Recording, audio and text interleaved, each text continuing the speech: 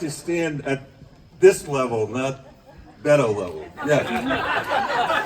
I just want to urge you to say often that it's not just electing a Democratic House and Senate, it's electing Democrats in all the states, because we're redistricting, and we didn't do it in 2010, and then also on climate change, that means you can get better climate policies in the states, and I would like to ask you to speak a little bit about your foreign policy or international views, because climate, like the economy, like everything else, is so tied to how we act in the rest of the world. It is. So let me first accept your edits. I'll take both of them because it's such an important point. And we saw in 2010 how with a little bit of the Koch's money, these guys were basically able to run the table on these gerrymandered districts.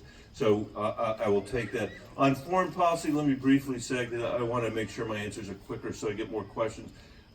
It seems to me if I had to sum up the Trump doctrine, it would be take really, really difficult situations and wherever you can, make matters worse. And embrace your enemies and stiff arm your allies. That's basically what he's been doing. So 3 quick things. If I were elected president, the first thing I would do is fly to Europe and say, we understand that it's in the national security interest of the United States to have a strong NATO, to have a strong Atlantic alliance. We don't believe you guys are being subsidized by us in ways that are unfair. We're all in this together. And I can tell you, every single Western democracy is looking for leadership from the United States as they are being threatened by Russia and everything that Russia is doing. If you want to see a book about Russia propaganda, you can go to michaelbennett.com. I put it together myself because I was so impatient with the fact that nobody seems to know what they did to us in 2016. The second thing I'd say is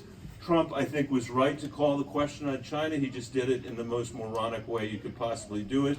And it's an opportunity for the United States to lead the entire world pushing back on the mercantilist trading practices of China, saying, look, we know you're going to grow, but we've got to push back on you. And third, and this is something I have believed for a long time coming from Colorado, we have ignored our hemisphere completely. And the hemisphere needs leadership from America. And the most immediate issue that we can solve together is to deal with the refugee crisis at our border, to make sure that we and the other countries in the region are giving refuge to people that need refuge, and that we're doing our part and asking other countries to do their part, and that together we're helping resolve the underlying causes of these challenges in the Northern Triangle countries of Guatemala, El Salvador, and Honduras. No one else can do that. We can do it. And all of these things show you what an opportunity cost it is to have Donald Trump be our president.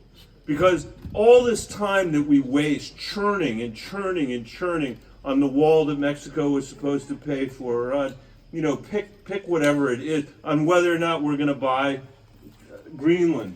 This is all happening while China is building 3,500 miles of fiber optic cable from Latin America to Africa to connect it with China to export their surveillance state. They're not treating this like it's a joke. We're treating it like it's a joke. And the foreign policy stuff, on a lot of this stuff, we are the only ones that can lead.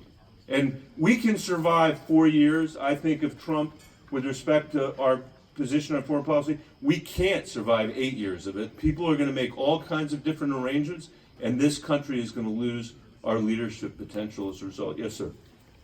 You said